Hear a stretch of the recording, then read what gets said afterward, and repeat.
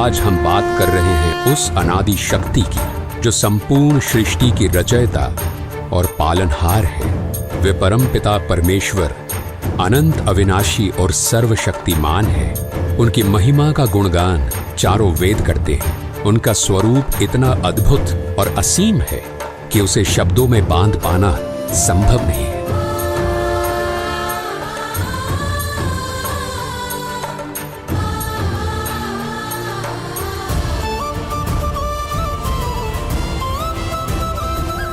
वो कबीर परमेश्वर ही है जिन्होंने अपने एक वचन मात्र से इस संसार की रचना की। उन्होंने समस्त जीवों को और इस संपूर्ण ब्रह्मांड को उत्पन्न किया। उनकी लीला और सामर्थ्य इतना अद्वितीय है कि उनका वर्णन मानव बुद्धि से परे है। वे सर्वशक्तिमान परमेश्वर ही सब कुछ है। उनका अस्तित्व केवल धर्म ग्रंथों के पन्नों तक ही सीमित नहीं है। वो सर्वशक्तिमान परमेश्वर जो अनादि और अविनाशी है, वो स्वयं इस धरती पर प्रकट होकर अपनी दिव्य शक्ति और सामर्थ्य का एहसास कराते हैं। उनकी अद्भुत लीलाओं को जानकर हर हृदय श्रद्धा से भर जाता है और हर मस्तक उनका सजदा करता है। उनकी लीला इतनी चमत्कारी और प्रभावशाली होती है कि वो युगों युगों तक मानव जाति के हृदय और इतिहास में अपनी गहरी छाप छोड़ जाती है। उनकी उपस्थिति सच्चाई, प्रेम और धर्म का ऐसा प्रकाश फैलाती है जो हर आत्मा को परमात्मा की ओर प्रेरित करती है।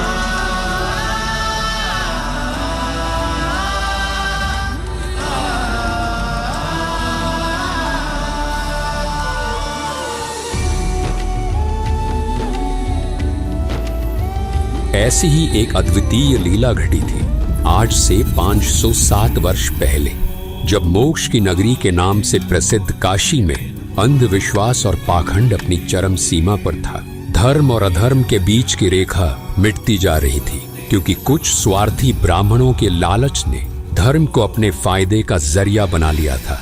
आस्था और विश्वास को इस हद तक तार तार किया जा रहा था कि काशी के कुछ स्वार्थी पंडे हत्यारे हो चुके थे। काशी और उसके आसपास के क्षेत्रों में यह अफवाह फैलाई जा रही थी कि जो काशी में मरेगा वो स्वर्ग जाएगा और जो मगहर में मरेगा वो नर्क जाएगा। इस प्रकार जनता को धर्म के नाम पर भ्रमित कर उनकी भावनाओं, आस्था और विश्वास का शोषण किया जा रहा था। काशी के पंडे मानो स्वर्ग की टिकट बांटने वाले दलाल बन गए थे। श्रद्धालु जो अपनी आस्था और मोक्ष की चाह से वहां आते थे, वे इन पंडों के सामने फरियादी बनकर खड़े होते और प्रार्थना करते थे, हे महाराज, पहले हमारे पिता की गर्दन काट दिए ना। सोचिए वो मंजर कितना भयानक और अमानवीय होगा।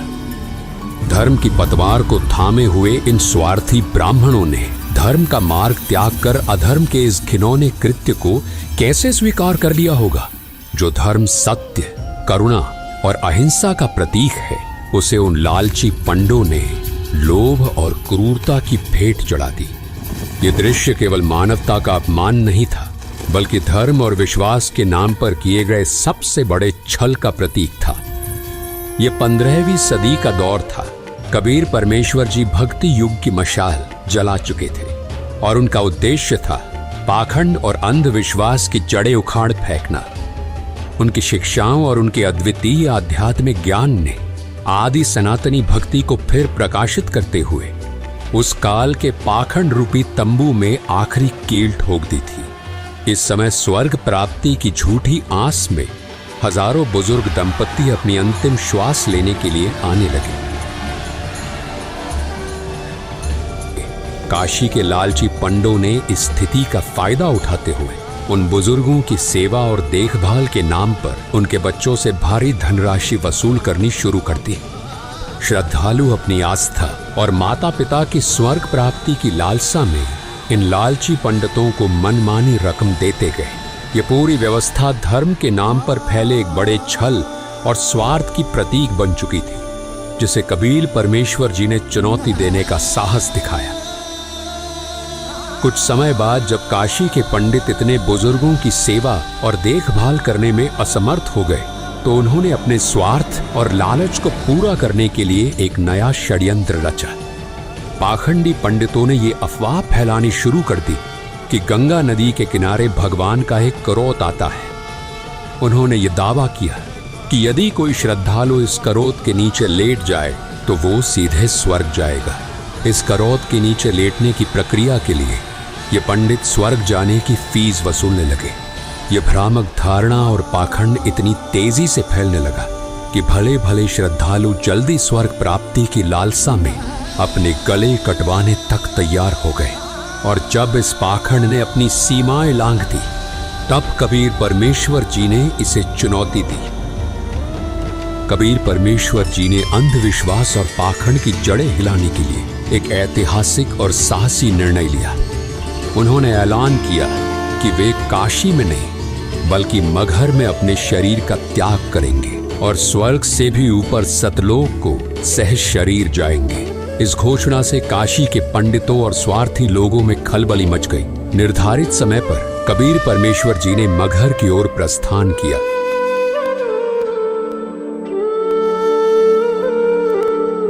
ये सुनकर काशी नरेश वीर देव सिंह बघेल अपने सैनिकों और पंडितों के साथ मगहर के लिए रवाना हो गए। मगहर पहुंचने पर वहां के शासक बिजली खान पठान, जो कबीर साहिब जी के शिष्य थे, वो भी अपने सैनिकों और मुसलमान लोगों के साथ गुरुदेव के स्वागत और अगवाई के लिए पहुंच गए। उन्होंने गुरुदेव को दंडवत प्रणाम किया। कबीर परमेश्वर जी ने उन्हें मगहर में शरीर त्यागने से पूर्व स्वच्छ जल से स्नान करने की व्यवस्था करने को कहा। गुरुदेव की आज्ञा पाकर बिजली खान पठान ने तत्काल ही राजमहल से स्वच्छ जल लाने की व्यवस्था शुरू कर दी। इस पर कबीर परमेश्वर जी ने बिजली खान पठान को कहा, राजमहल से जल लाने की कोई आवश्यकता नहीं, मैं नदी में बहते जल में स्नान करूंगा। बिजली खान पठान ने अपने गुरुदेव कबीर परमात्मा जी से प्रार्थना की, हे गुरुदेव, यहाँ पास में ही एक आमी नदी है जो भगवान शिव के श्राप के कारण बहुत समय से जल विहीन है। राजा की बात सुनकर कबीर परमात्मा जी मुस्कुराए और कहा, राजन, चिंता ना करो, मुझे उस नदी के पास ले चलो। नदी के पास पहुंचने पर कबीर परमात्मा जी ने नदी की ओर हाथ बढ़ाया, मानो उसे चलने का आदेश दे रहे हो। तभी नदी के अंदर कुछ दूरी पर जोरदार धमाके की आवाज सुनाई दी और जमीन के अंदर से एक विशाल जलधारा फूट पड़ी जो आसमान की ओर ऊंचाई तक दिखाई दी। देखते ही देखते वो सूखी आमी नदी जल से भर गई और उसमें से जल बहने लगा। ये चमत्कारी दृश्य देखकर वहां के सभी लोग आश्चर्यचकित रह गए और जोर जोर से कबीर परमात्मा की जय हो का जयकारा लगाने लगे। कबीर परमात्मा जी ने शिव जी के श्राप से ग्रस्त उस सूखी नदी को जल से ओत प्रोत कर दिया और अपनी दिव्यता का प्रमाण दिया। इसके बाद कबीर साहिब जी ने उसी पवित्र नदी में स्नान किया।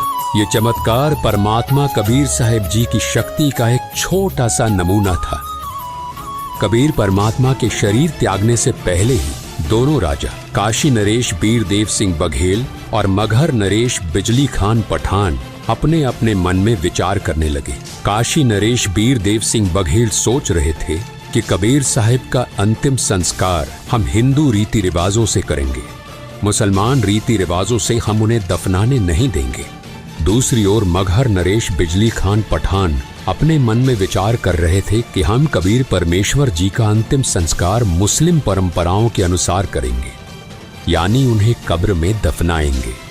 इन काफिर हिंदुओं को उनके अंतिम संस्कार के रीति रिवाज नहीं निभाने देंगे।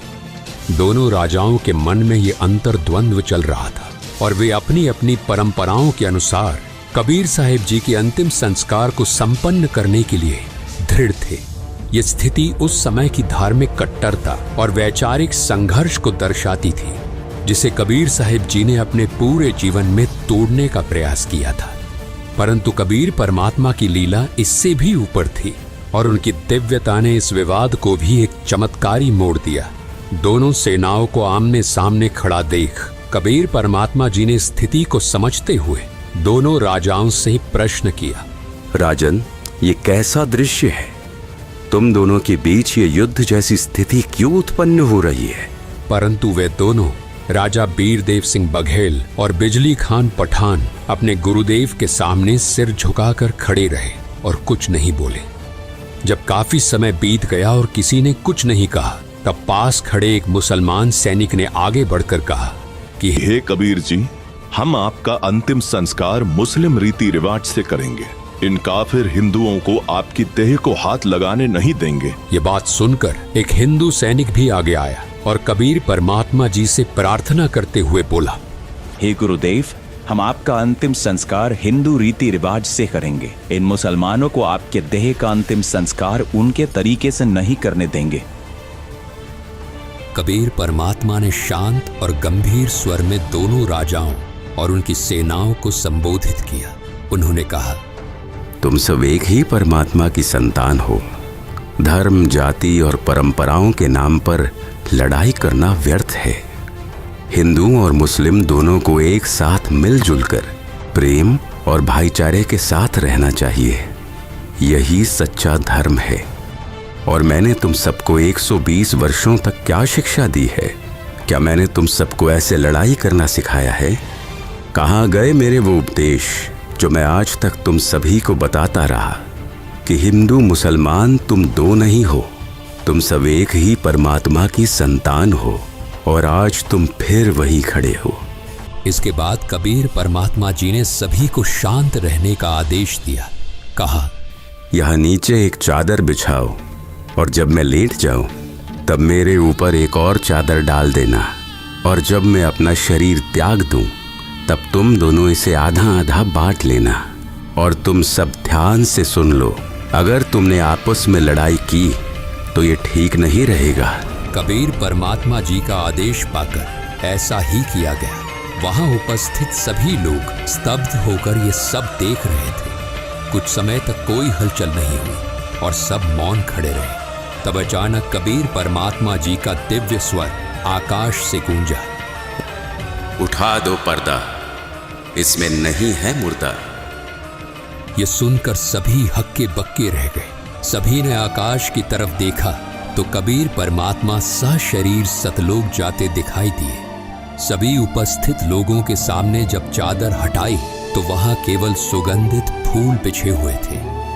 उनके शरीर का कोई भी अंश वहां नहीं था। कबीर परमात्मा ने अपने दिव्य स्वर से सभी को संबोधित करते हुए कहा, हिंदू और मुस्लिम मेरे बच्चों, इन चादर और फूलों को आपस में बराबर बराबर बांट लो। इस प्रकार तुम सभी प्रेम और भाईचारे से रहना सीखो। उनके ये शब्द सुनकर दोनों राजाओं सहित वहां मौजूद सभी हिंदू मुस्लिम लोग भावुक हो गए और एक दूसरे को गले लगाकर रोने लगे।